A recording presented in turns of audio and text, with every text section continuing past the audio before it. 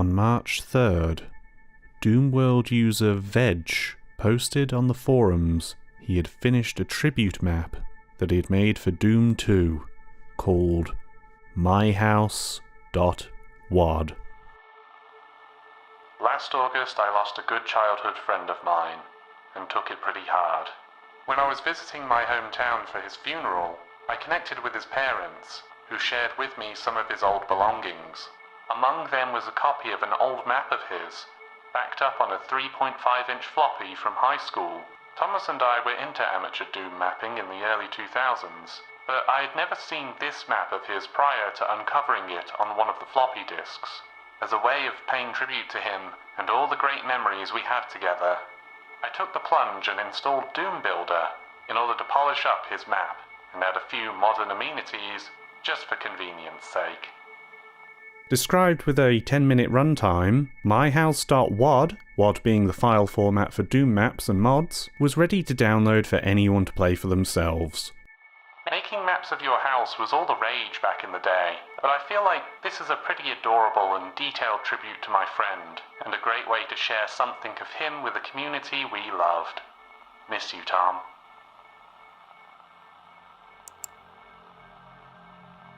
If you're at all into Doom, and its extensive modding scene, then I highly recommend playing this map for yourself, completely blind. I'll put a link to the Doom World post in the description. It requires GZ Doom, an enhanced open source port of Doom, to run. Simply click on the link, ignore everything else in the Google Drive but the files folder, and download myhouse.pk3. .pk3, not .wad. See, if you hit that download link in the first week of this post appearing, you would immediately get the PK3 file instead of the WAD that was stated in the title of the post. This whole drive of files also appeared later. PK3 is another format used by Doom modders that functions like a WAD, but it's essentially a zip folder, offering the benefits of a more organised file structure and also better compression. Curious then that this PK3 file is 66 megabytes. For reference, this is larger than Doom 1 and 2's original file size combined 4 times over. This was all the knowledge I had as I downloaded the file and fired it up for myself. I'll be taking you through this map through several numbered expeditions, each one chronicling what I saw as I attempted to journey through this innocent map.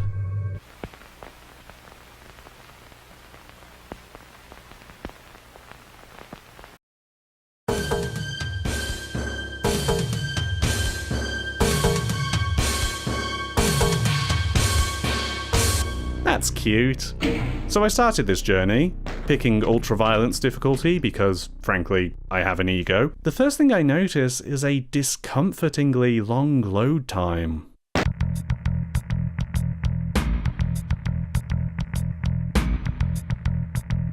That's not normal. But we're here. Classic Doom 2 opening song Running from Evil playing in the background. National anthem of Doom wads everywhere. The house is rendered adorably, big wooden walls and windows dotted around, featuring a spacious yard, a front porch area, and a large garage which leads into the house itself. The house is populated by demons, but this is Doom, we can handle that. The main hallway leads to a living room, with a TV, and a tiny PlayStation 1 bringing the Doom Cute. Doom Cute being a community term for real-life objects and spaces recreated in the Doom engine. You'll see more in the attached kitchen, with all its amenities, and to the side are various rooms. 2 bedrooms, one containing an extra storage closet, and another with an ensuite bathroom, where you'll find the yellow keycard. Talk about a monster closet. Also upstairs is a regular bathroom, and a washing or utility room, complete with a red key door. Better find the key then. Moving downstairs takes us to more demons inside a games room. But to interrupt this tour for a second, you may have noticed we did something here. This room is underneath the room upstairs. If you don't know what I mean, that might sound like nothing, but that's an impossible thing in Doom. Doom's engine takes two-dimensional map data and makes a 3D space around it. I'm more or less simplifying here, but that means you can't have a room on top of another room in the engine. A separate story, whether upstairs or downstairs, is always in a separate space to the original floor, splintering off to another part of the building. Now, I did say this was GZ Doom, but GZ Doom alone does not remove this limitation. It updates the technology to benefit from newer hardware, and provides enhancements suited for more modern gaming sensibilities, but it more or less still has to obey the laws of Doom's reality. GZ Doom does open the possibility to some tricks to make this feat appear possible, ones not uncommon in Doom modding and games similar to Doom, but we should probably move on already. It seems strange to talk about such a detail at such length, but if you're familiar with Doom, it's just something you might notice that'll make you pause for a moment. The innocuous map recreating a house suddenly shows serious skill with its tools, yet it does it so casually as you may not even notice.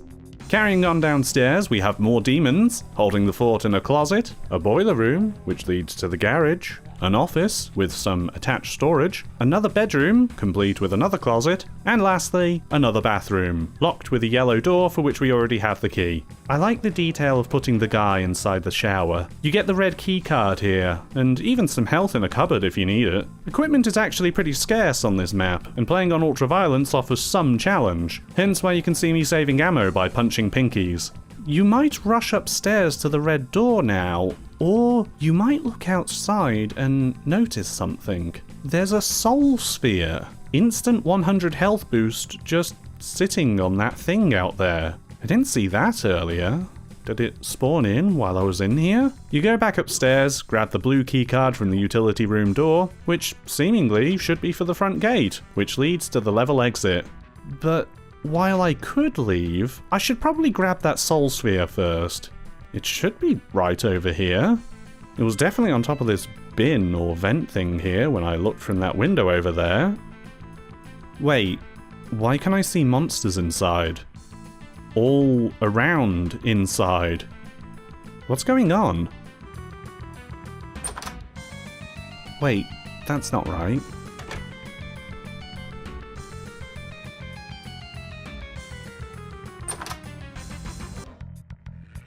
The music just reset. That wasn't me, that was the game. The level seems the same, now repopulated, but is it really? I don't think that it is. The keys I'm picking up are now skull keys, and now there are chain gunners in the level. There weren't any here before. Does net me their gun though, so that's nice. I progressed through the level, noticing differences such as seemingly functional mirrors and different item placements. You might think to just leave already, finish the level, but no. You now need the blue skull key to exit. But then the cupboard to get the blue key is now a stairway to an attic. I didn't even know there was an attic to this house. But that's fine. With the blue key acquired, there's nothing else to stop me from exiting. The doors are gone. I'm not locked inside, I am trapped inside. This closet too has appeared, I think. It seemingly goes nowhere. I can't help but notice also the classic Doom 2 Running from Evil song. Does it sound wrong somehow?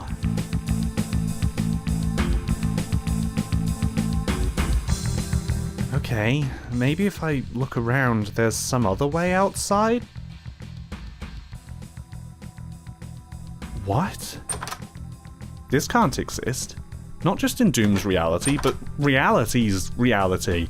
The corridor takes me to some new room, never seen before, featuring a fireplace and strange different decor, and a can of Pepsi that I pick up. I want pop? But no way out. So I leave. The doors still aren't there. I turn back and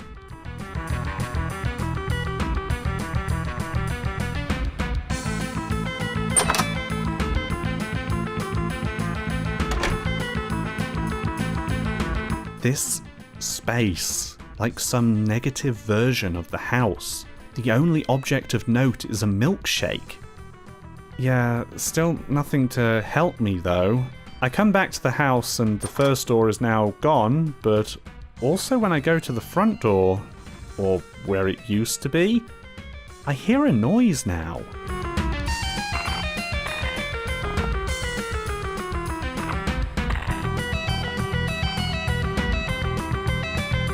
Was this always behind here? I push the bookcase aside and find an odd room hidden away back here.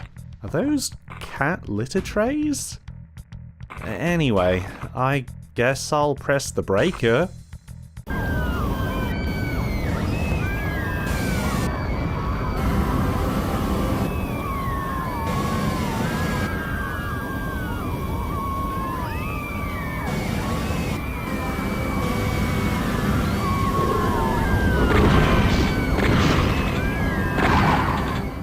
Monsters. But not the monsters that we know. Flood the dark, smoky house.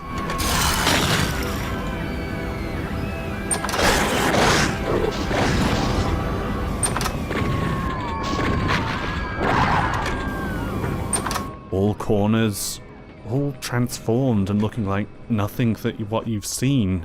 Clearing downstairs of all terrors. You might try to go upstairs where all the people are screaming.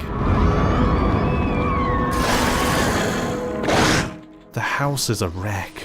More creatures haunt the upstairs, but it's clear that this fire has been and gone. Amidst fighting underneath an angry sky, small objects litter the upstairs that you collect. A diary of some kind, a burned out picture frame, and an old teddy bear.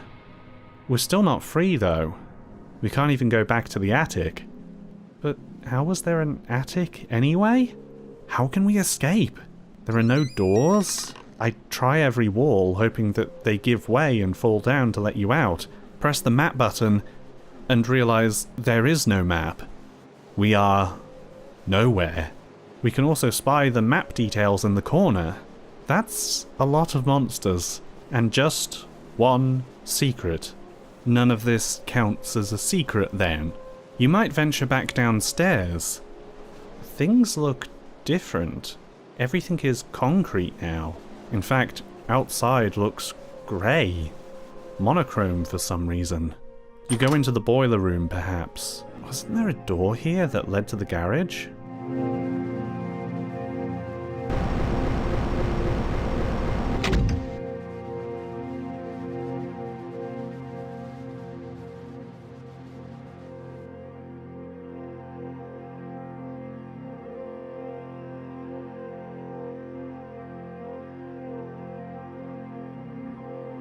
It's at this point in my journey, I begin to feel somewhat weak.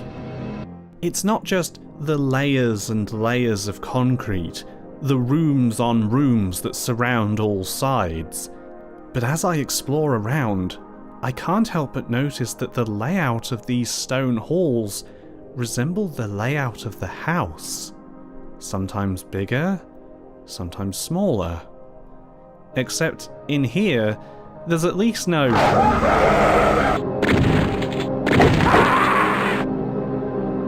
There's a good dog in here too, who doesn't attack you. He does bark excitedly when he comes up to you, but he just sits down beside you. Because he's a good dog. He didn't startle me the first time he did this. He didn't. He's a good dog. This isn't how I found out that the bad dog dies if the good dog dies. I didn't find out at all that struggling through and killing the bad dog will kill the good dog as well either. None of these things happened. None of these things had to happen. The area is a maze of one-way doors and illogical geometry. I find a plasma gun at one point, which is appreciated, though I'm still almost at a loss navigating this place. I feel curiosity overtake me, and I throw myself into the abyss between buildings and hit the bottom.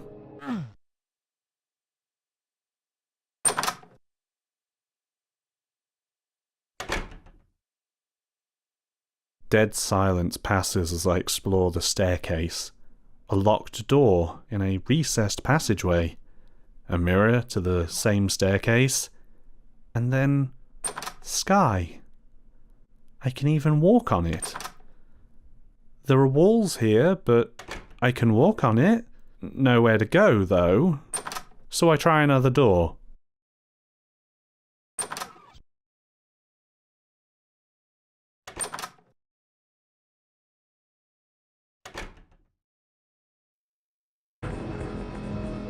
We return, but there's still nowhere to go here. The only thing we can do is go back downstairs and enter the concrete jungle again. I spend a long time here, working out precarious ledges and head-hurting concepts of physical space.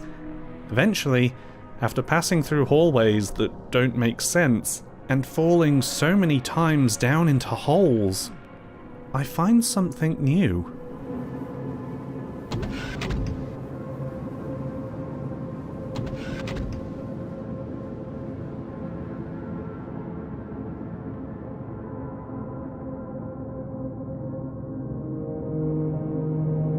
I guess there's nowhere to go but up.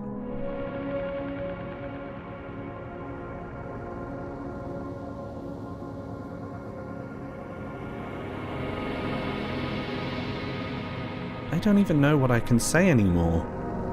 I check the gate information, and I would like to go home, yes. It says cancelled, sorta, but the gate's right here, so let's just get on board.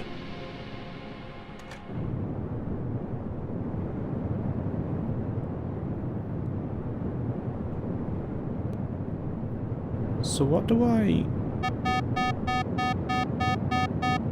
Oh no. Oh no. I fight through the plane, reaching the end and...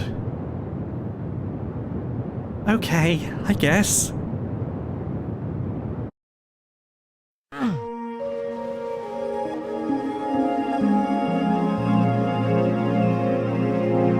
This isn't the same as before.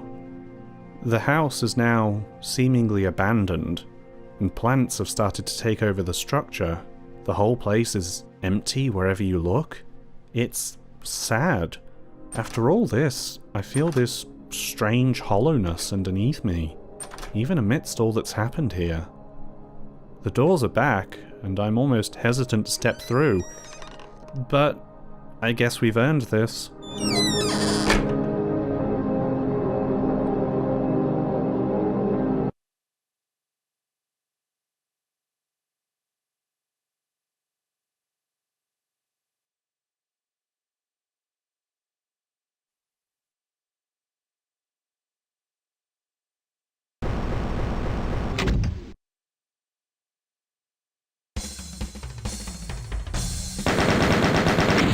I finally exit the level.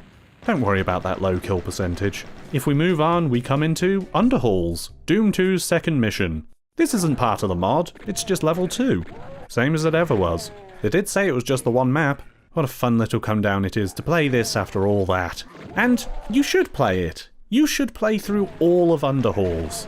Get that super shotgun and have yourself a time. Play it through to the end. Because when you're done with that level, expecting to go through to map 3, the Gauntlet, or Gantlet,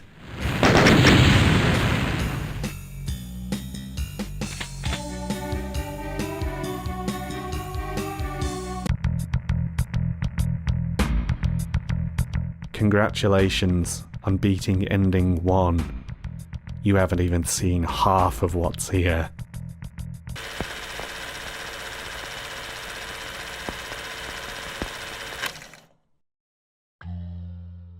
We need some preparation before going forward into the next section, and it's probably best we start with looking at that Google Drive.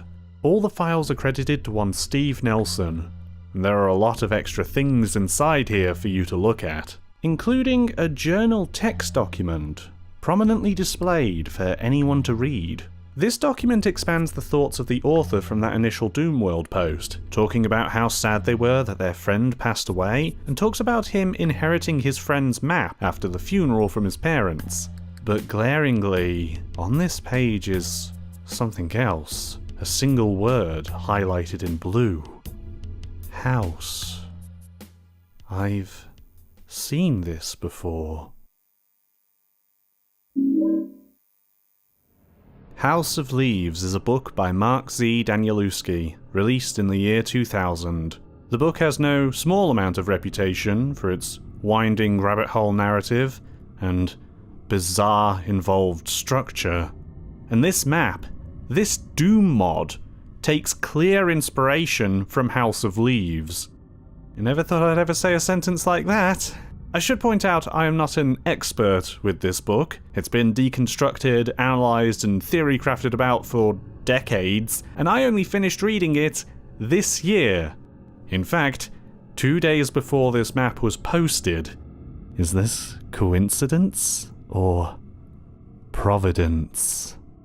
Some of you familiar with the book may have noticed connections already, most prominently with the sign at the end being a very cheeky and overt nod to the story.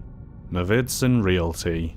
Navidson is the name of the family in the book's main story, the Navidson Record, which chronicles the journey photojournalist Will Navidson and his family takes when they begin to notice the space inside their house is shifting.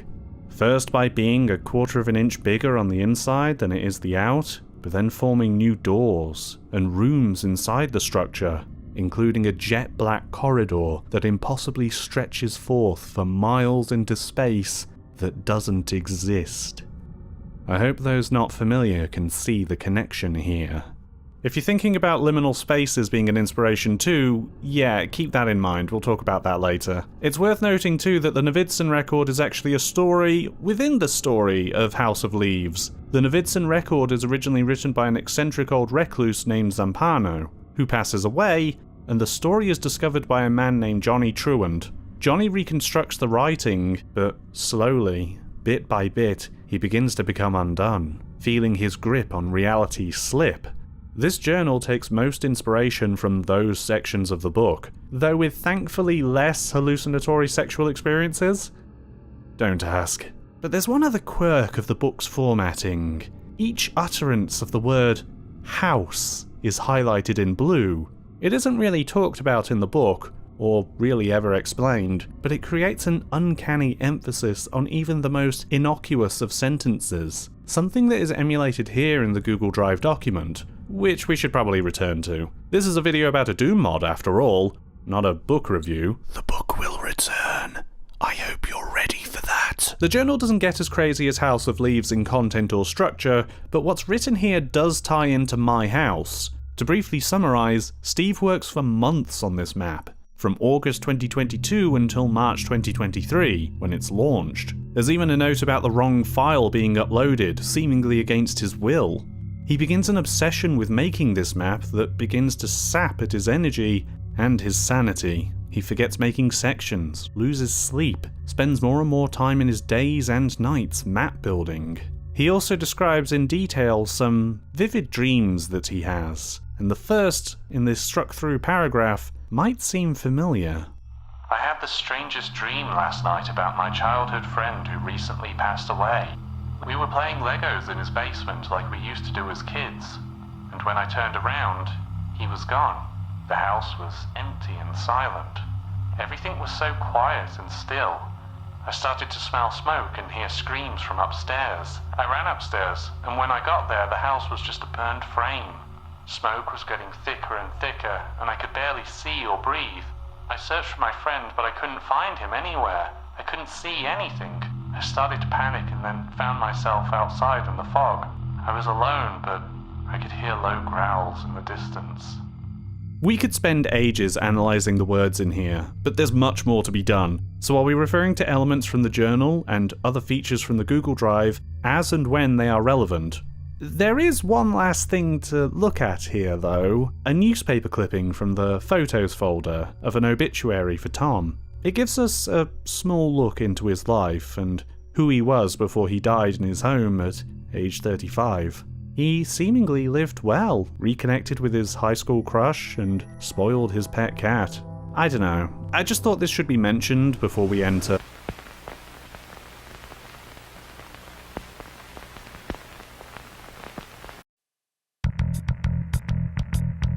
Expedition 2 actually consists of an amalgamation of multiple trips, jumping back and forth through many save files with one major aim connecting all of them. Explore and experiment as much as I can without looking anything up whatsoever. Everything we find, we work out for ourselves.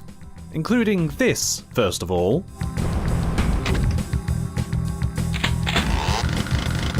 Didn't realise that was there the first time. If you try to get it after the first house, there's only a strange silhouette of where it should be, which is how I became aware of it. This would have helped slightly in the earlier areas where ammo is scarce, though now it's perhaps less necessary because of the run through underhalls. Yes, this is still the start of my house, even after running through underhalls, getting all the health, armor, and ammunition that you can bring back. But most important is the super shotgun. This feels like intended progression, like you're meant to do at least one loop of underhalls and back to here before finding all the game's tricks. The extra firepower is needed. You can actually go to underhalls straight away, skipping the second house entirely by just leaving with the blue keycard. Certainly an efficient way forward. There isn't anything new about the first trip around the house, though I will ask how many of you noticed that there weren't any windows for the downstairs area when looking on the outside of the house, but then they appear when you're on the inside, here and ready to taunt you with that soul sphere you can't get. Then of course they're back to mess with you some more when you try to go get it, and walk all the way around to enter the second house, where the business all begins. Let me ask you something else. Did you notice anything change with you the first time around? Not the house, with you. Let me replay you the second house in Expedition 1.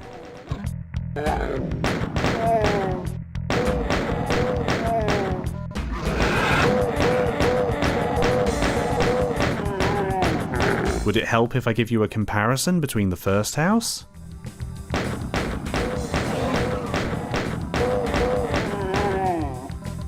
The weapons have changed. They're still the same, but they've changed from original Doom's weapons to higher fidelity versions from Smooth Doom, adding more animation frames than one originally had in 1994. This happens once you enter the second house, and once the change happens, it sticks forever, hence why it was still smooth on this run after underhauls.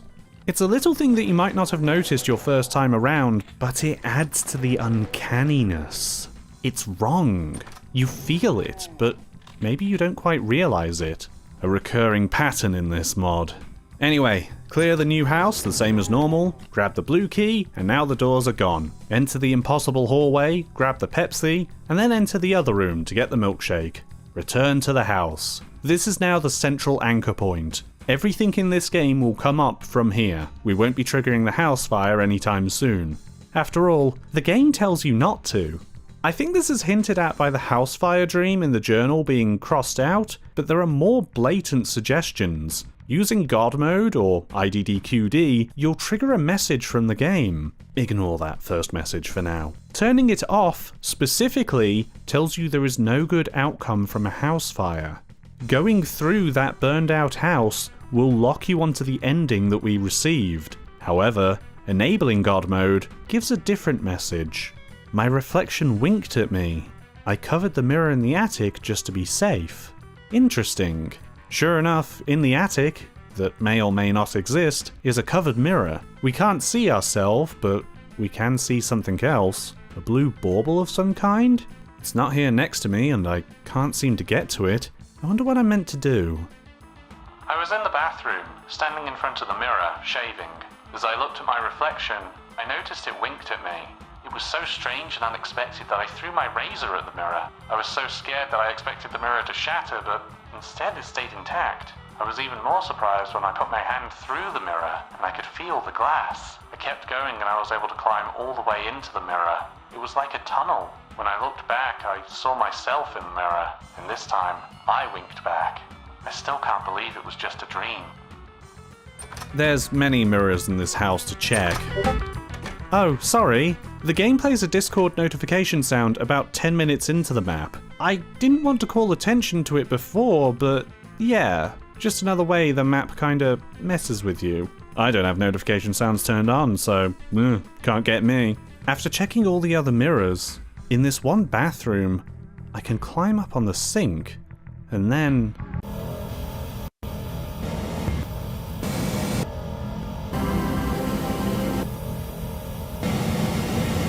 Welcome to the new house. Or maybe the...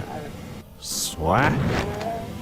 This whole place is mirrored, and it's populated by demons again, whose sounds are all reversed. A change so disconcerting that you might fail to notice that while everything is ostensibly the same as the, regular world, in this reality, the front doors have returned. You can just leave right now. However, doing so will take you to underhalls that... Wait. No, that's not...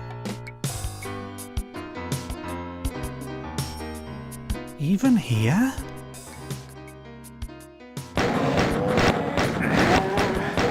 The whole level, completely flipped and populated by mirrored monsters. Beating the mirrored underhalls takes you back to the house in the mirrored world, complete with a new song rendition too. But I'd say it's wise not to do this at all, as you lose all your weapons going into the mirrored underhalls. There's a few other reasons for progression's sake. We should do what we came here for though. Head up to the attic, where we saw that bauble. Ah, Christmas makes me happy too. It's weird seeing through the looking glass and into the normal world. More normal, anyway. Hey, is that a baby's crib over there? I don't recall there being one in the real world. Can I take that bottle? Oh, that's... dark. Well, don't really know what else I'm doing, so can I go back? Yes, I can.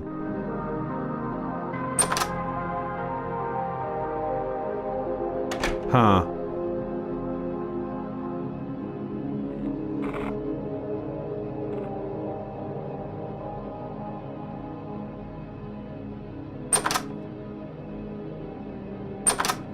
Huh.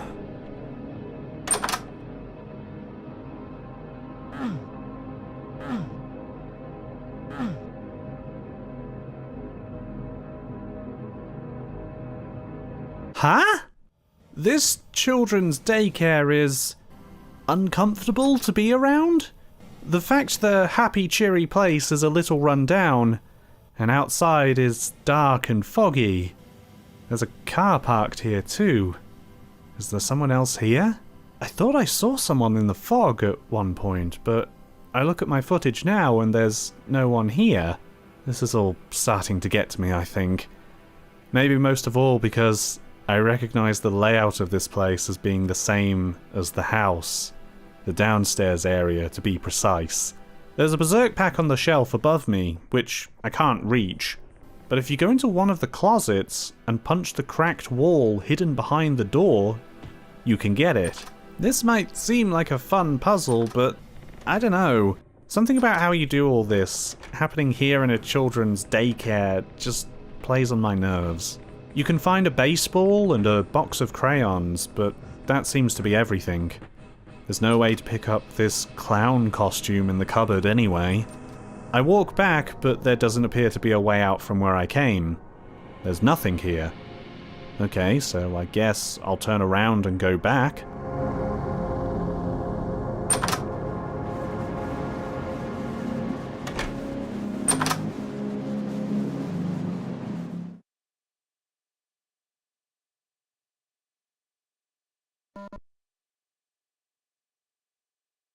Oh, you've got to be kidding me. He has so much health! Oh my god! He'll take a swing at you if he gets too close, so yeah, he deserves the buckshot. He drops the key to the gate, and there doesn't appear to be anything else here, so we'll leave.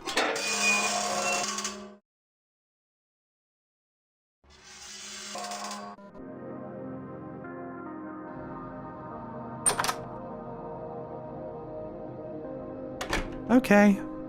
You know, it's interesting. In the photos folder of the Google Drive, you can see pictures of what the real house looked like. Yeah, remember this was based off the friend's house? In this particular photo, you can see the kitchen in the living room. This one shows the games room and the secret doorway that was hidden behind the bookcase. We won't be going there again. There's also one that seemingly shows off the impossible hallway, which makes me feel uneasy. I move through the house experimenting, by which I mean hitting U's on anything that I think looks funny, and end up accidentally turning on the kitchen sink.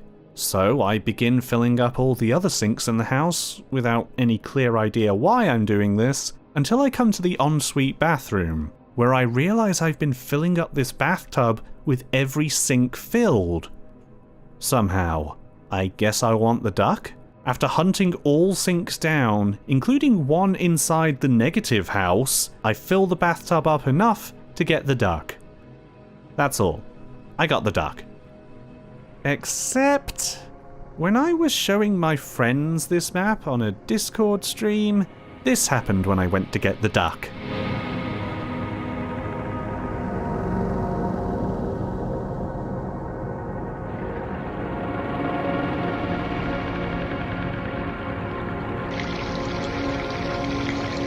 I'm feeling unwell again.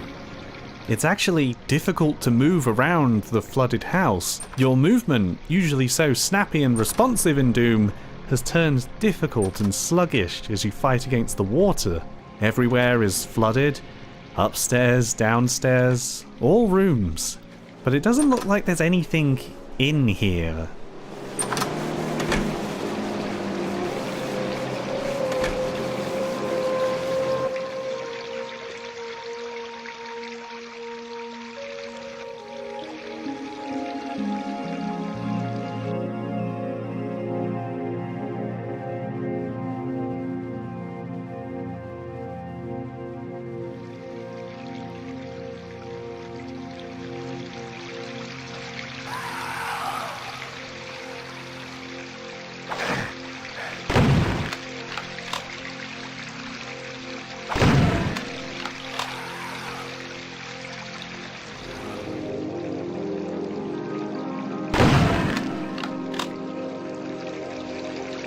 You might be familiar with the kind of liminal spaces this game has been drawing from.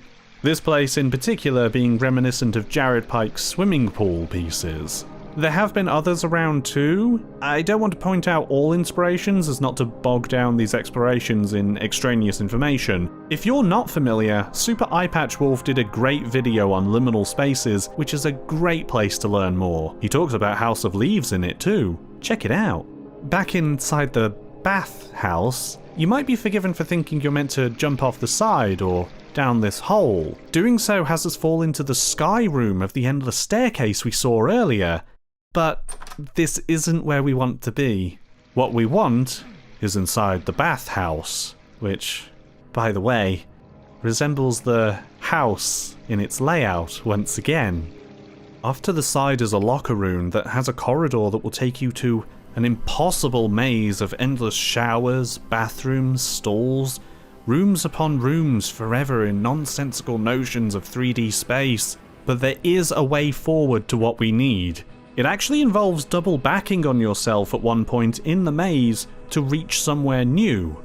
There is another way if you approach the starting locker room from a certain angle and direction, but I only found that out later. We come out to a great swimming pool.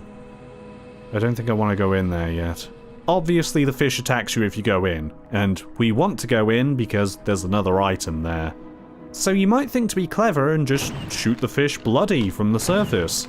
Not a bad plan, but you might want to be quick when grabbing that item, which is a D20 by the way.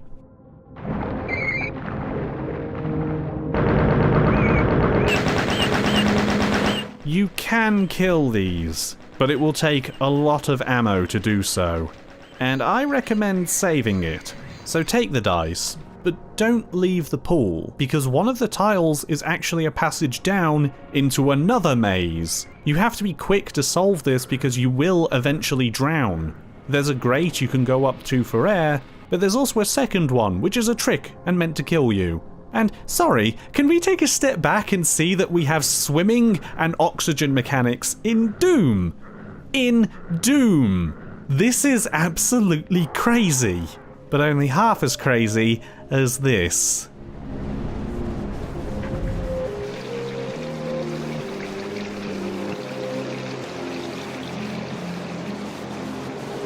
I guess we found the garage. These monsters are pinging you from across the map, and the huge distance makes me now see that their projectiles have some annoying homing to them. I want to cross this bridge, but if you fall off, you go back to the sky room, and we don't want to go back to the sky room. But once you're halfway across, you want to make it across though, because once you manage to clear it,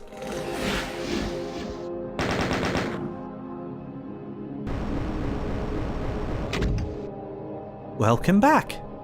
This is actually pretty important. We managed to get to the maze again without starting the house fire. That's good. That feels like progress. There's several items in here to collect as well, as we try sneaking around the bad dog. The first being a pumpkin. Pumpkin, Rick? No. And after doing some interesting maneuvering, we can drop down and uncover a new door to find a doghouse and a frisbee. There's one last item in here to get, which involves strafe running off the side to reach the top of this railing roof thing. This unavoidably alerts the Cerberus, but at least you can get this tuna. Kitties love tuna. Tom always spoiled his kitten rotten. You know, there's a sketchbook amidst that Google Drive where you can see some sketches that the journal called disturbing. There's only 3 of them in here, one being the house, which, yes, I do find disturbing now. The other being of the bad dog. Does he have more heads than usual? The final drawing, though, is just of a blue key, which I don't want to say is scary, but I can't help but keep staring at it. Longer and longer, like I'm beginning to see some kind of hidden meaning behind the drawing. That's not the house, is it? Anyway, we move through this as normal and come out to the airport. There's not a whole lot to see here. You can set off the metal detector and move through all of this to get a little health bonus. Another car out the front as well. There's also a shop where using one of the t-shirts will give you 200% armor, which is very nice. Nothing really in the upstairs or with this baggage conveyor. I'm too big to fit inside. 2 bathrooms, and the men's seems fine. Cleanest gents I've ever seen in my life, frankly. There's a pill bottle outside the ladies' room, though. Refill needed? Okay, well, I guess that was one of the items we needed. Is there anything else here?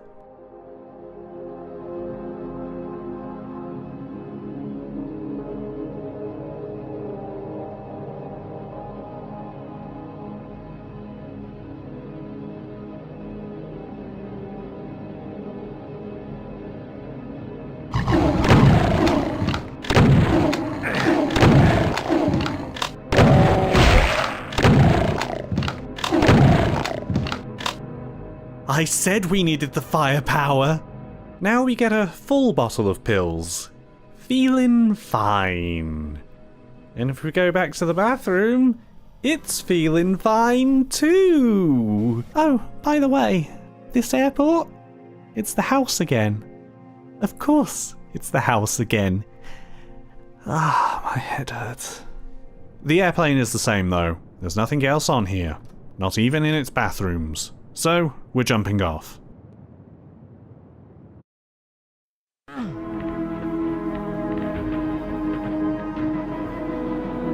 The house is different again. Rather than burned out and abandoned, it now seems like whoever lived here has moved out. It's empty, still a little sad, but it's not dilapidated anymore. Which, again, feels like progress? However, once we step out, the end plays out the same as before. Navidson Realty and straight onto Underhalls, asking us to go around and try again. This is a compilation of everything I was able to discover on my own. But we're going back in, and this time, we're taking some help.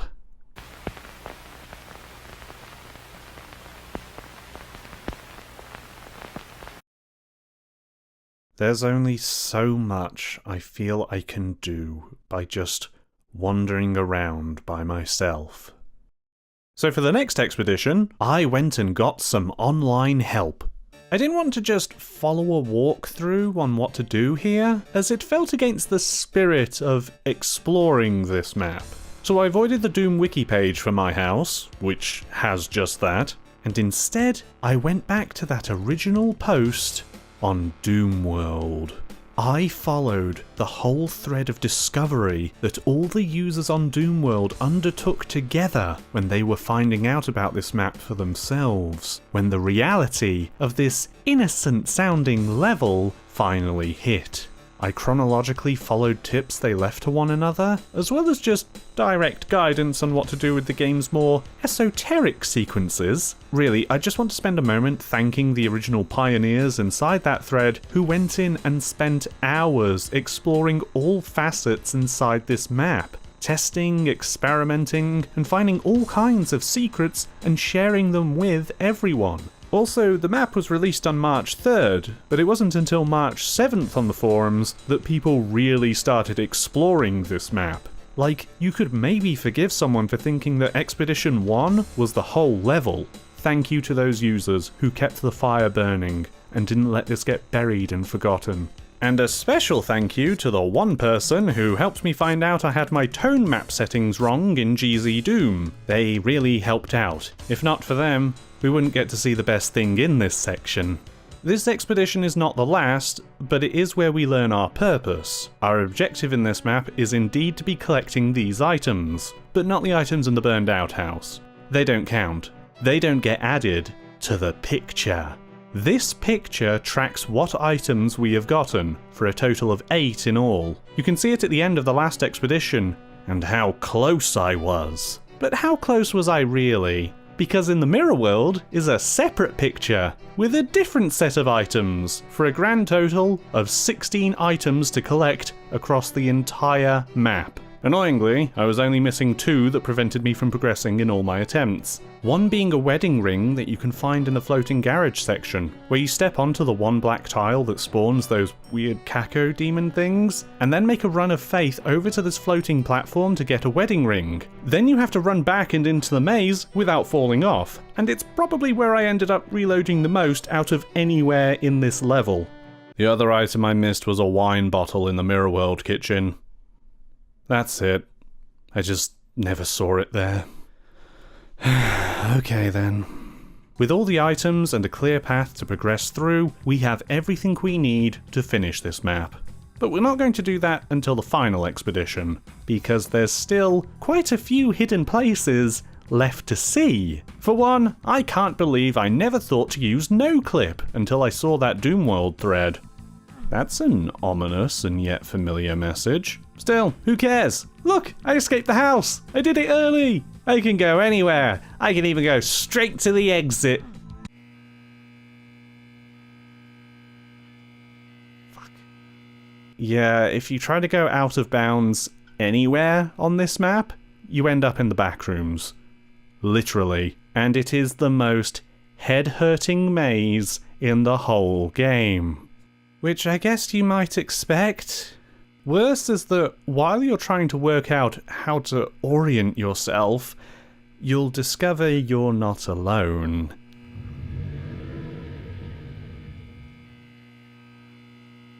There is a few other things here amidst the beige walls. You might find a computer, or a poster hanging on a wall. But really, you want the exit.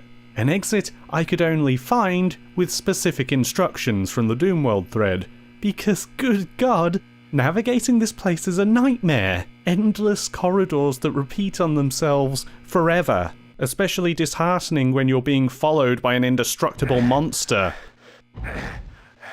Through the exit, you get taken back to the endless stairway from the recessed locked door, and it's back to the house for you. Bizarrely, there is also a backrooms to the mirrored underhalls. Not to the regular one, just the mirrored one. It might be the same, but it might be different. I couldn't seem to find the exit to this one. Regardless, the backrooms is meant to be a diversion anyway. There's nothing here for you. It's just a means to punish those looking to break the game. But it does give me the opportunity to show you something else. What if we were to die? And what if, for some reason, I did not hit reload immediately? What would happen then?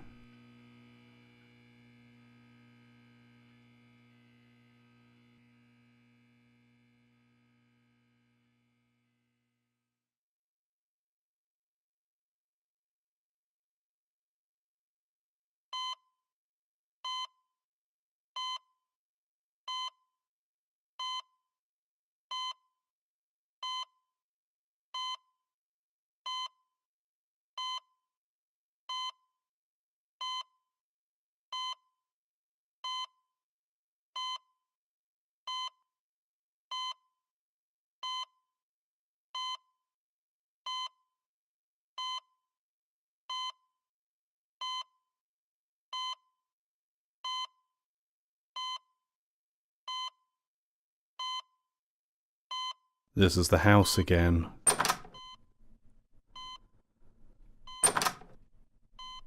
This isn't.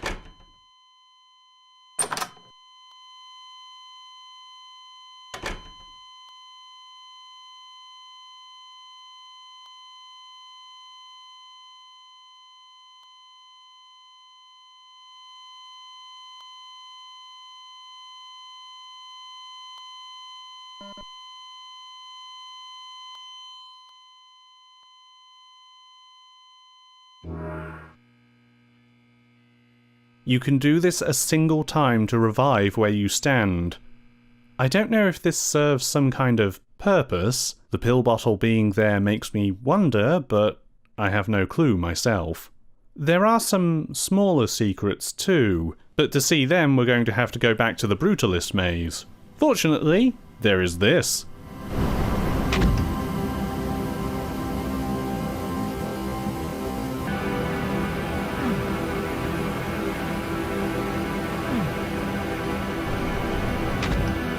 You can only take this once.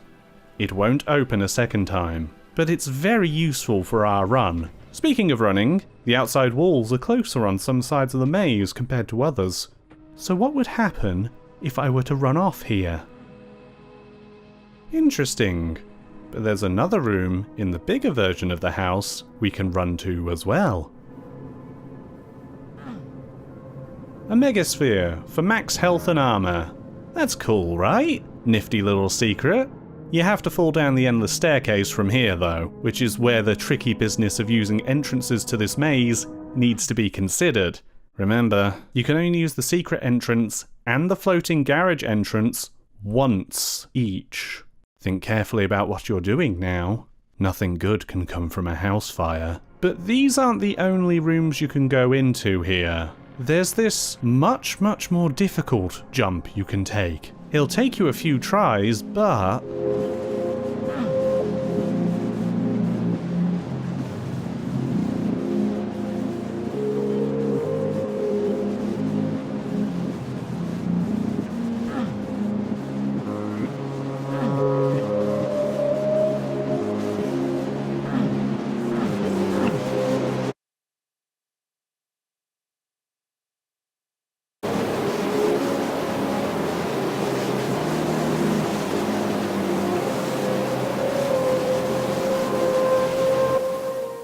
This, by itself, is weird. What's weirder is going back around to the house and finding all the TVs are now switched on. Even in the mirror world. Even in the hospital. I have no idea if this means or does something, but it makes me feel very small for some reason. Okay, I've saved the best thing till last. I hope you're ready.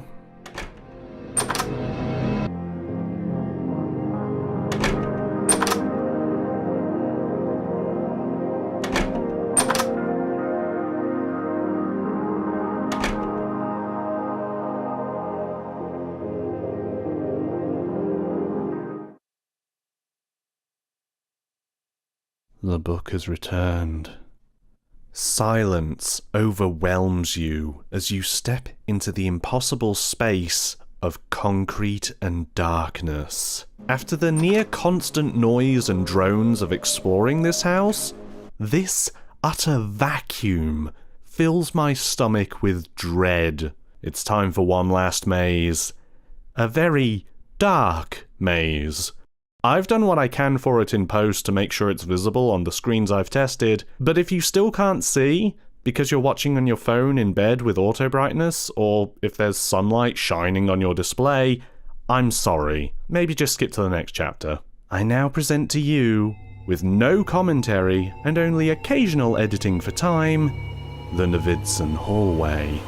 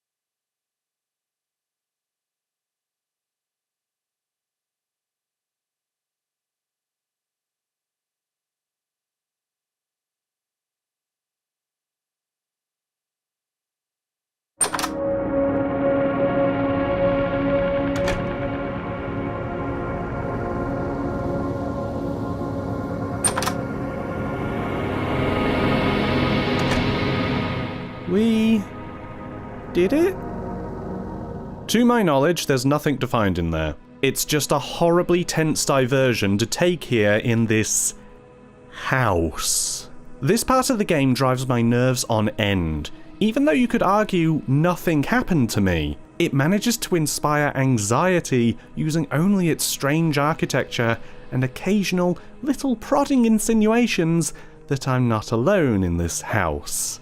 I can only hope that I was able to convey that through this chapter. It borrows liberally from House of Leaves, most of the time, but to do this, to execute this labyrinth here in Doom, is nothing short of genius, I think. Now, I wish to point out that even after all we've done, all we've seen here, we still haven't managed to discover that final secret on the map screen.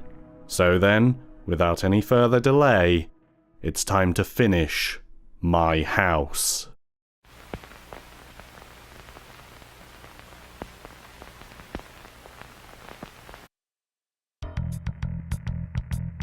We're going to go through everything in order, one at a time, with a few extra hidden tricks that'll help me get through this nightmare. I'm also going to be slowing down a bit referring to the journal as we go, as I think there is something of a narrative that can be constructed from this mod that we've only been brushing past so far, as vague and fragmentary as it may be.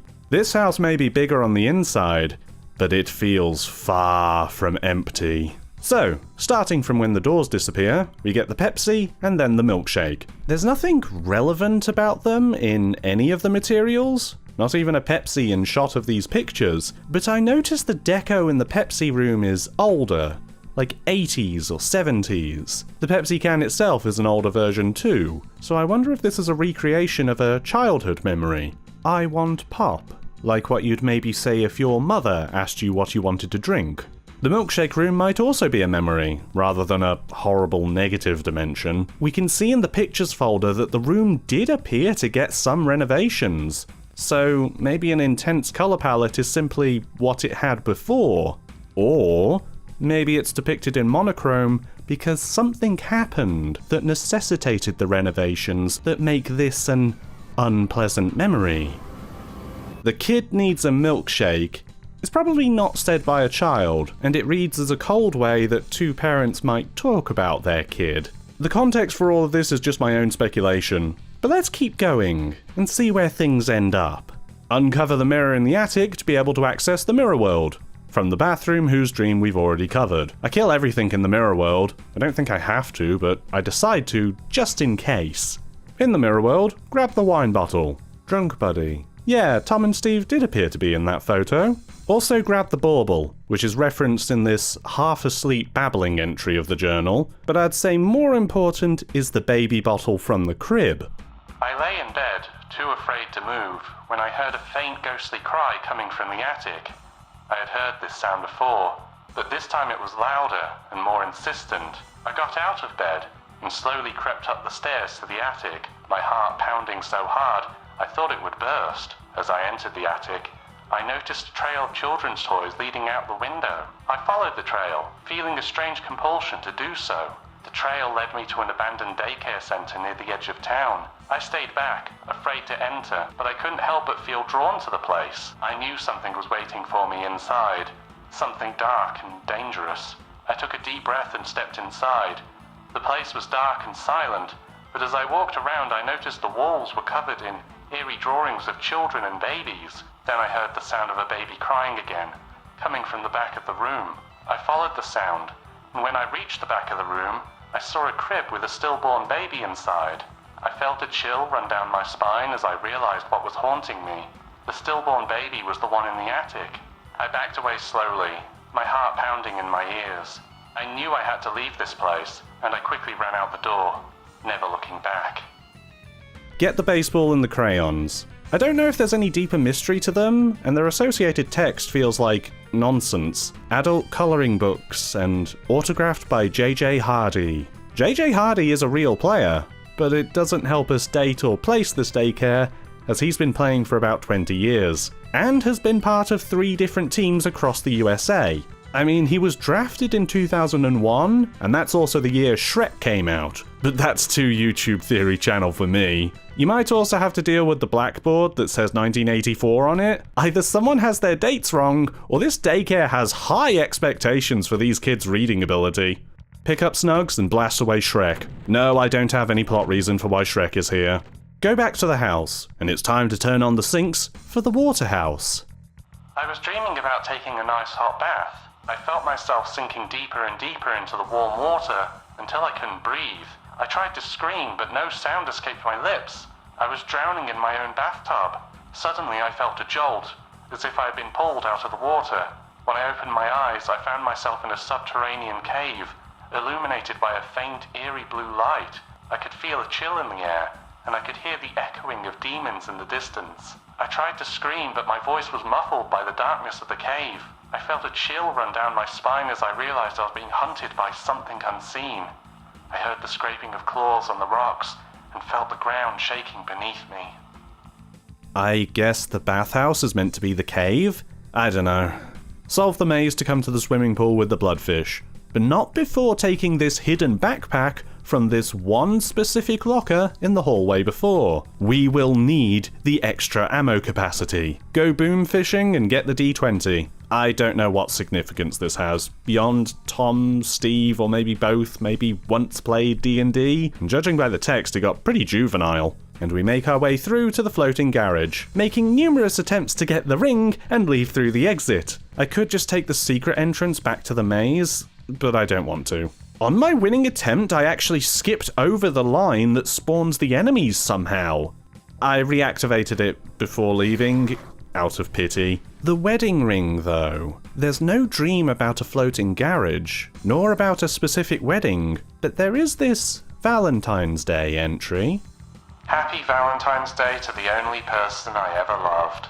For a short time, you brought a little happiness to this painful existence called life. I hope we can be together again one day. In the meantime, I'll keep looking for that other someone who can be the ray of light in my life that you turned out to be.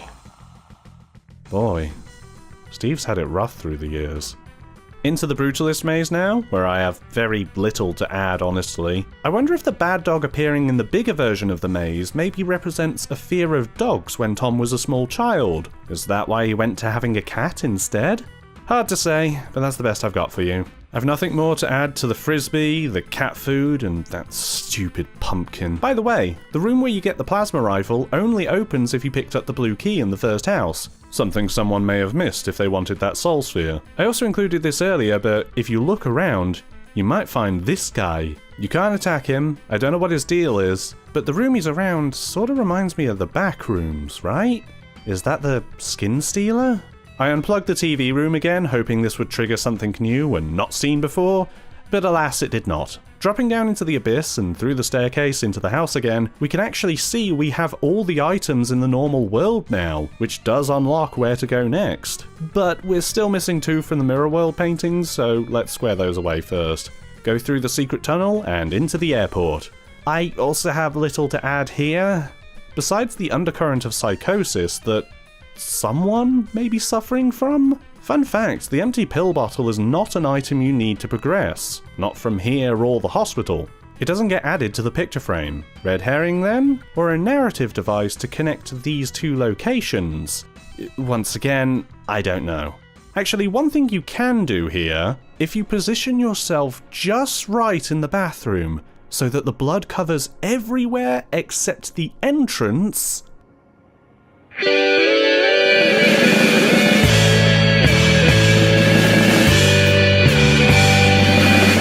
Amen to that. Okay, let's just clear up and board our plane already. I was on an airplane, and I was the only passenger. I looked out the window to see the ground below, and noticed that the terrain was unfamiliar. I had no idea where I was or where I was going. Suddenly the plane started to shake violently, and I heard a loud noise coming from the engine. In the distance, I could see a huge storm cloud coming towards me. I tried to communicate with the pilot, but I couldn't hear him over the sound of the engine. The plane began to dive, and suddenly I felt a huge jolt.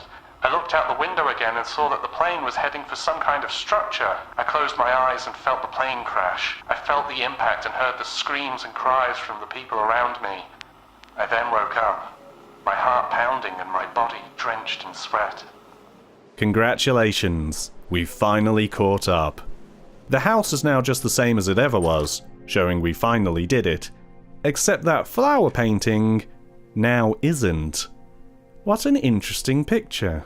And the doors are back, so you could leave. Which, at this point, would be silly. Why would we do that when we can take this rabbit hole as far as we can go?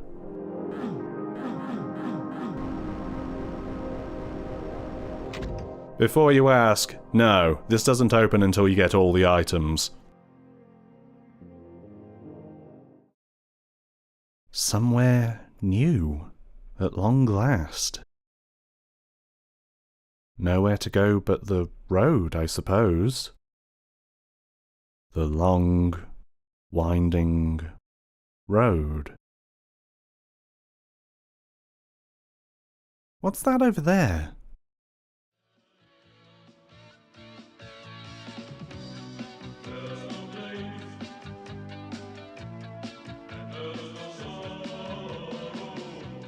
This song, of course.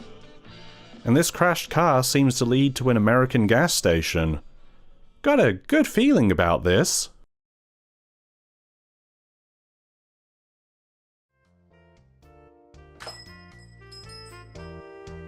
This music too.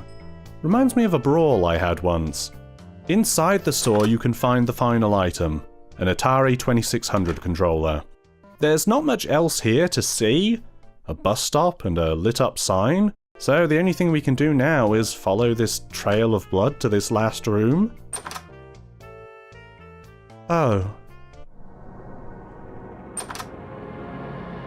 Oh god. Please don't tell me that store was the house again. You know what, it's fine. Because now we have all the items. And now the Mirror World painting has something to show us as well. Very interesting. So we leave, and sure enough, the fence opens in the same, if mirrored, place, and in we go.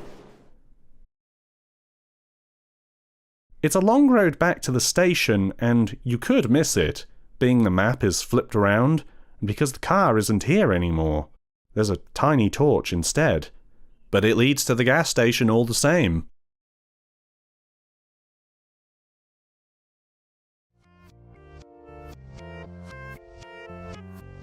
Maybe not all the same. I try and poke around a bit, and there is a rocket launcher in the storeroom. Oh, very nice. Why am I being given a rocket launcher? There's no way past the tape into the rest of the store or into the house bathroom. So we'll go where we need to. Sure enough, standing out by the sign, we can see the smoke above the trees. And hidden between all of them is a little camp area. You can actually go here in the regular world, but there's nothing here. Meanwhile, we have some carving on the tree. S plus A. What the? Get out of here, no!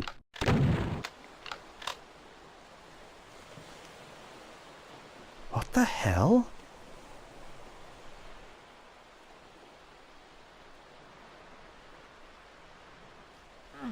I can't go back. Huh? Wait. What is that?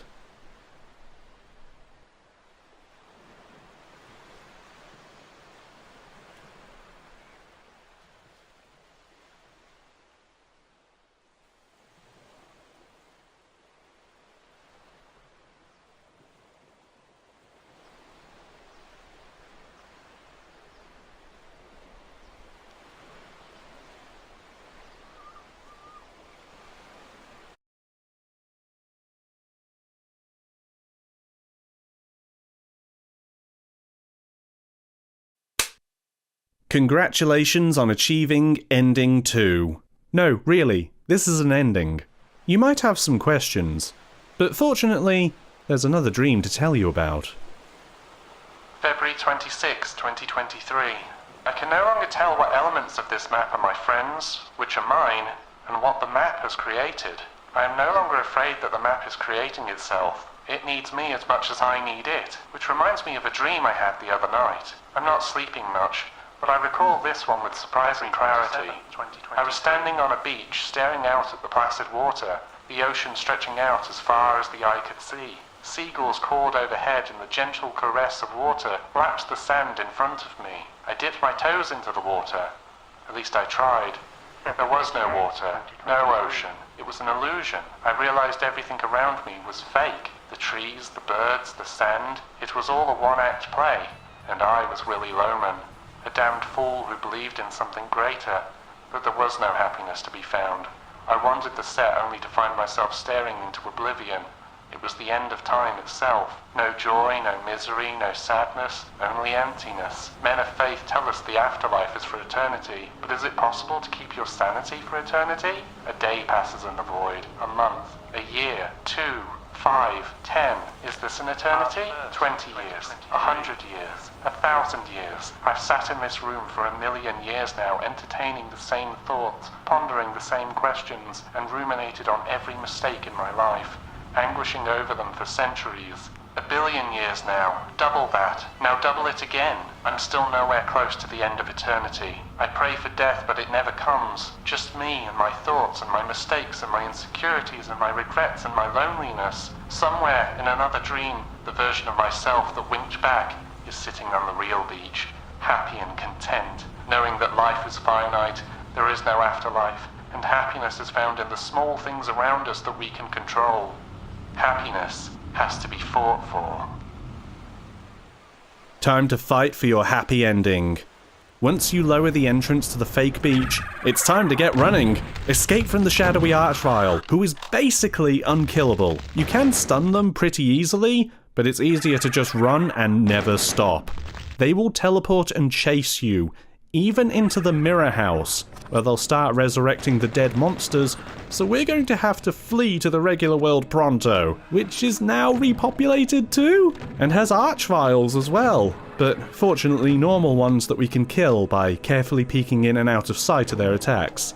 I probably should have just BFG'd them, but I felt proud when I did it, until I saw outside. It's worse when you open the door.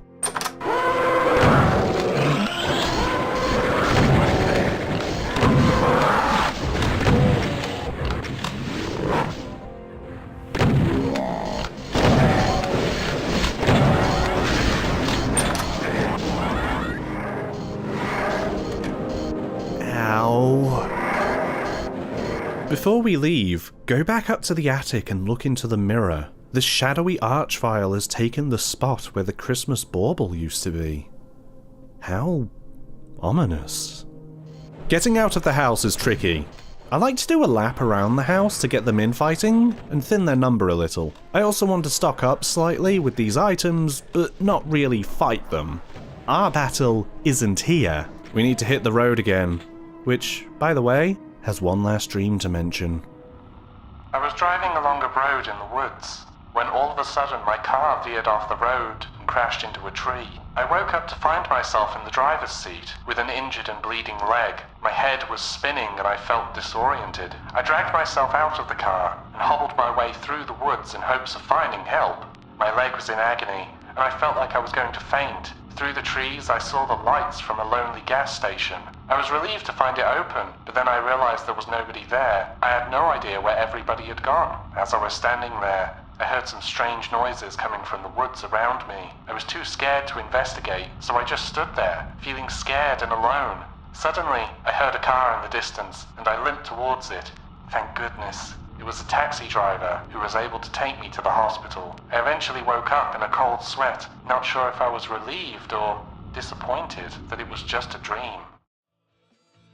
And with that, there's only one last fight left for us. The gas station is surrounded by monsters from all sides, and a spider mastermind sitting atop the courtyard roof. It's a tough fight, but happiness has to be fought for.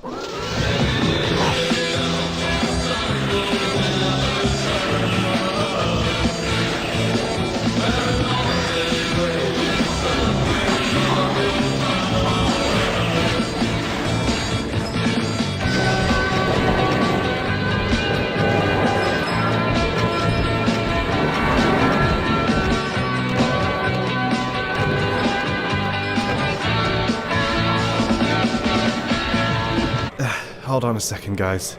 I just need a quick break.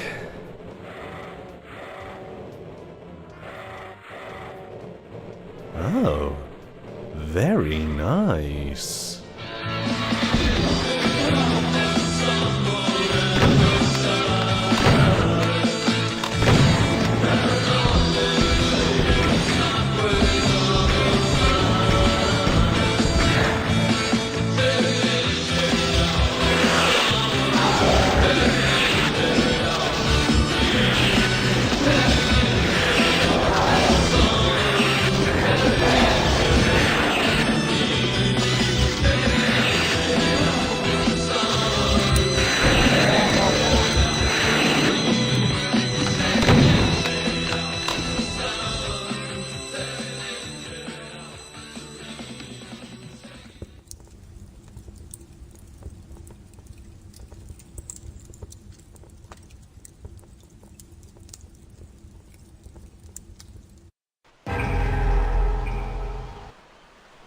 And here is the true ending. The one secret finally discovered to tell you that this is the end. This beach is real. Actual peace is here for you. And if the dog in the maze survives, then they join you on this beach as well. To cap everything off, the nightmare is finally over. You've completed my house, and can relax knowing there's nothing else left to see. Well, actually, what if you collected all the items, unlocking the secret passage in the yard, but then burned the house down anyway?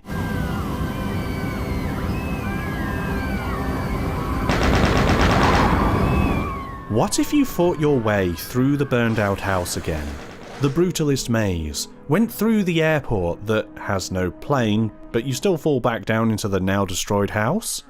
What if you did all of that, left the house, and then opened the fence passage?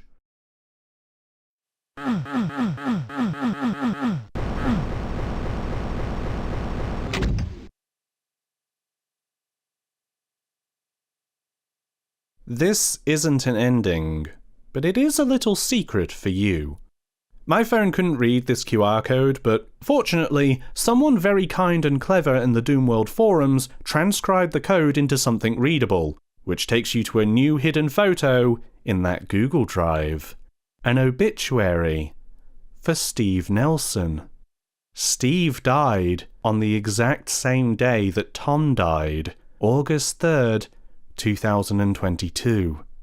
What does this mean? Does it mean that Steven's spirit made this Doom map as his last connection to the outside world? Is this meant to be some metatextual statement on the death of the author? I don't have a sole definitive answer, and I'm not sure one really exists for me. But this does open up some interesting rabbit holes. Was it actually Steve who wrote the journal? Rereading the journal after discovering this, it suddenly struck me how rarely names are used, instead using my childhood friend, or just my friend, when referring to who I presume to be Tom. It's only in February 2023 where Thomas is finally named, and positively identified as the person who started the map on the floppy disk, which I guess the forum post also confirmed. Steve isn't named anywhere in here, which might support the idea that he's the one writing it. At first though, I wondered if the vagueness of the journal meant there was a third person who wrote it. Who would that be?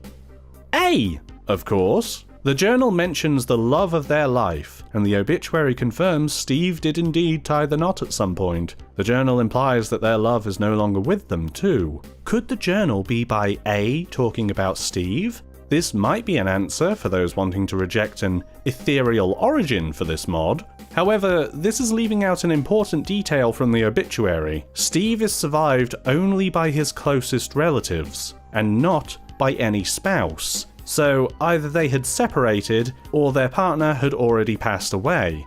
You might be able to see where I'm going here.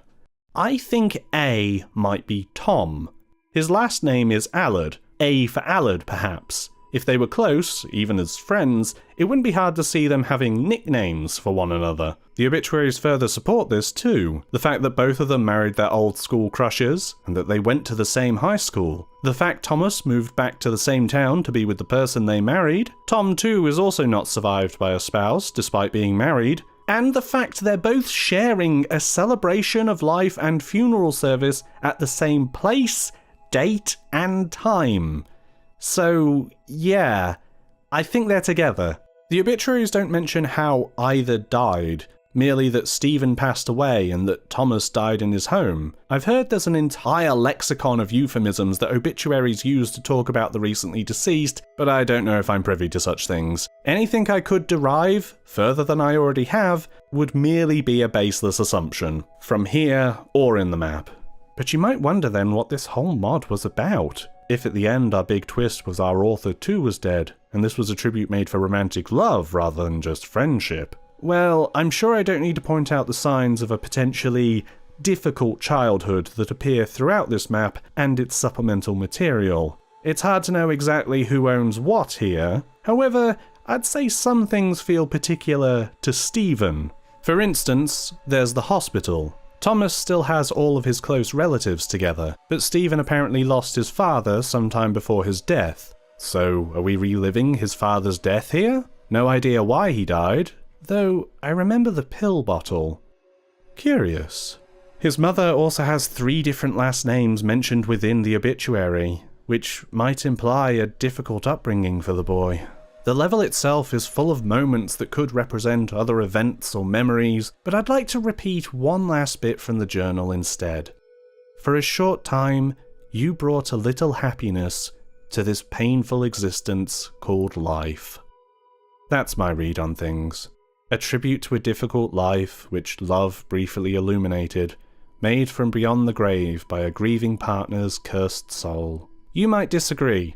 It's intentionally vague, and I think its opaque and confusing nature is part of the point to illustrate trauma. So why not play it for yourself? Explore its many corners, read these documents, and see what conclusions you draw. Maybe the airport is Tom coming back home to Illinois. Maybe the frisbee is Stephen's love of frisbee golf. For me though, it's interesting this all started with sharing a house on a floppy disk. When 2 people begin to share a house, when one moves in with another, what do each of them bring into it?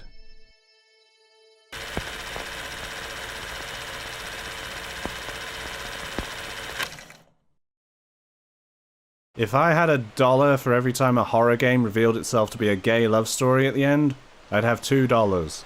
And my local bakery still wouldn't accept them for a sausage roll. Some of you may be wondering about the account of Veg on Doomworld, and it may shock you to know that Veg is a real user. Real in the sense that this account has been open since 2004, then seemingly left in 2006, before coming back in September of 2022. Their posts and updates on Doomworld mirror what's said in the journal perfectly, with dates lining up and everything. Veg never dropped their character, even for a second. I can say character now, right? We all understand the healthy lines between fiction and reality, correct? There is actually a bit of, to use a technical term, hoo-ha in the forums about the identity of the author, or authors, where the clues have been left in places like anagrams or even in the thread itself. However, to be totally blunt, I don't care to chase up on such things. Either the creators come forward, or they don't. What matters to me is the time I had playing this. I did not expect one of my favourite gaming experiences of 2023 to be a Doom map. Playing through My House has been like I've had a spell cast on me, utterly entrancing me and convincing me to keep playing, keep digging into its secrets. I've spent hours in this little map of 10 minutes of playtime, and longer still just thinking about it. Not only the details of its narrative, but how genius its design is. A lot of this has already been discussed at length by people inside the Doomworld thread, which I highly recommend you read for yourself. Those people in there know Doom much better than I do. But I want to bounce off the pages and pages of discussion that's already there, and say how incredible it is that this feels like a full Doom horror map rather than just a horror mod that happens to run in Doom. All elements of its design are rooted in rules very familiar to fans of Doom 1 and 2. Solving mazes, running past lines which trigger new things in the map, such as opening new passageways, even the effect of running in circles around a map, collecting keys to open doors, or in this case, making the door appear once again. This is the language of Doom, and this mod takes it and twists the familiar words to be understandable but also terrifying. It is that uncanniness that stems from that familiarity that makes it work so well with the presentation of the entire game.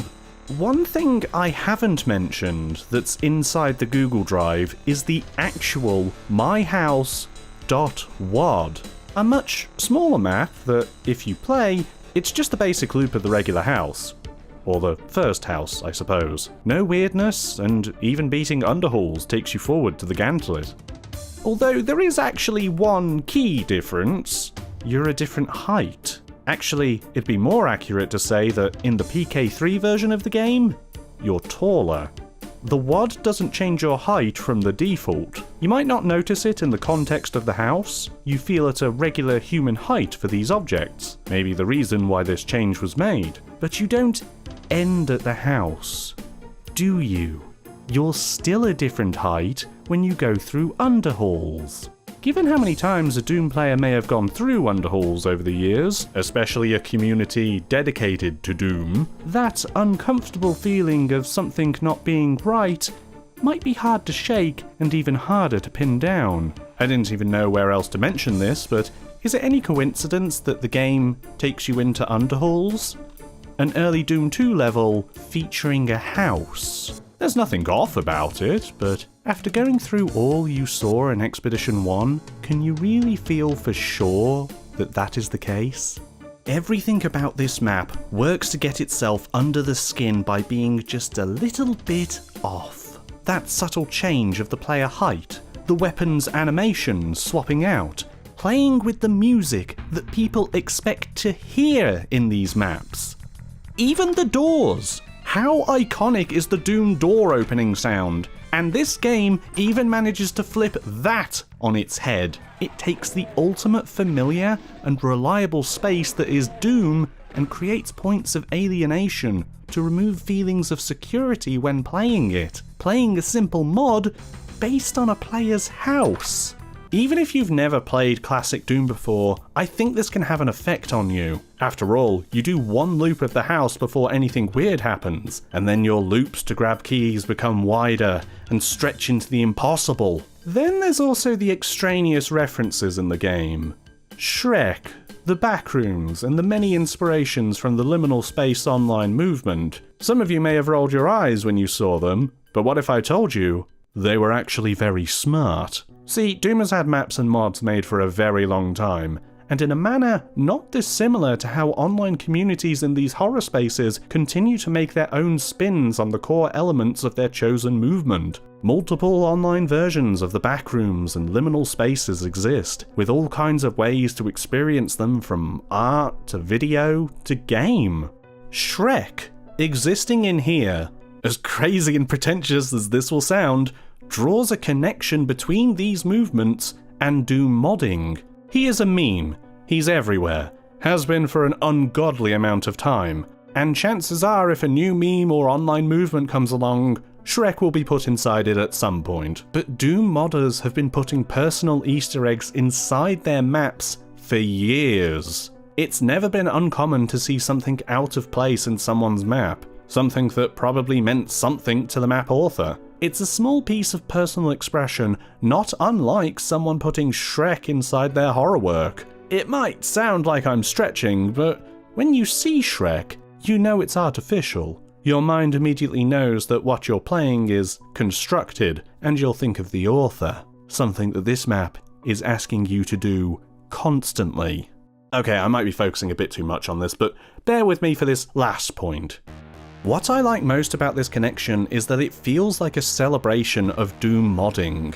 This year, Doom turns 30 years old, and 30 years on, this game is still getting community support, and the set rules of this game are still changing in radical ways people never thought of. but it's also adapting, changing with the times. Even amidst all the changes in gaming, technology, and even the wider cultural and political landscape, there has always been Doom modding happening alongside it. And while being influenced by what's happening around it, it's never been slowed or discarded or abandoned. Doom can adapt itself to these modern internet trends like putting on a new glove, and still make an impact when it does so.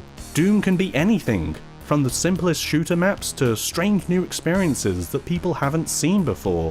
In the truest sense of the word, this map shows that Doom really is eternal. There's one more detail from the journal I'd like to close on. It's a flimsy observation, but bear with me anyway. In the text are 3 numbers highlighted in red. In order, they are 2, 3, 1. I don't see any connections between the journal entries they are attached to, and the number means nothing in the context of the map. So I googled Doom 231 and found a music track from OC Remix. OC Remix numbers its tracks sequentially, so the fact it's a Doom song specifically at number 231 feels like a pretty extraordinary coincidence. The song itself was a remix of Sign of Evil from Doom 1, and I can't help but think when listening to it that it may have been an inspiration for the creation of the whole map. Even if I'm wrong, and it wasn't that big an inspiration, it's a nice song anyway. It really makes me feel happy.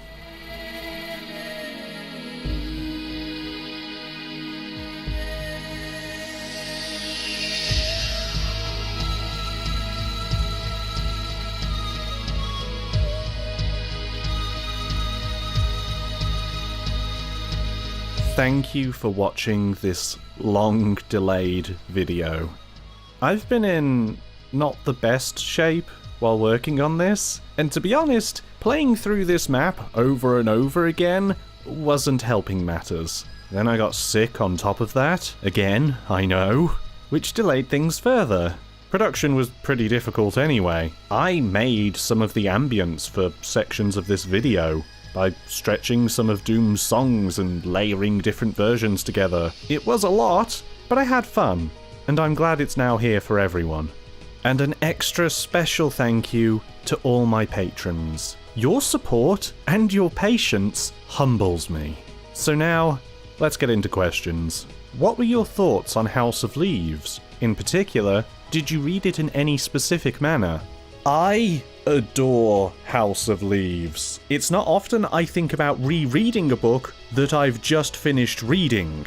I personally read the entire main story first, and only read the appendices once I finished the Novitzin record, with the exception of the Pelican poems. For some reason I couldn't even tell you. I think this is why I'm curious to go back, as I took the words written at their face value, without any other context. But now I have read the appendices, I want to see how I now view the narrative as presented. Let me take this moment to give a heartfelt recommendation to read House of Leaves for anyone who's still watching. Despite its reputation, it's quite an approachable book, and you can get in the swing of its layout and style very naturally.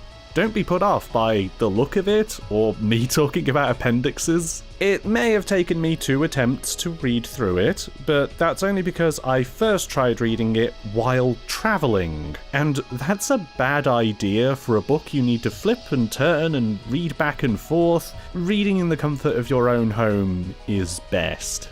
If my honeyed words aren't enough for you, there is an excellent video by Cloud Cuckoo Country on House of Leaves and Ergodic literature as a whole, and he can give you a basically spoiler-free review and primer to read this book yourself. He also talks about other books like House of Leaves, which I actually have a couple of on order right now. I'll put a link to his video in the description below. One last thank you to you all, and I'll see you next time.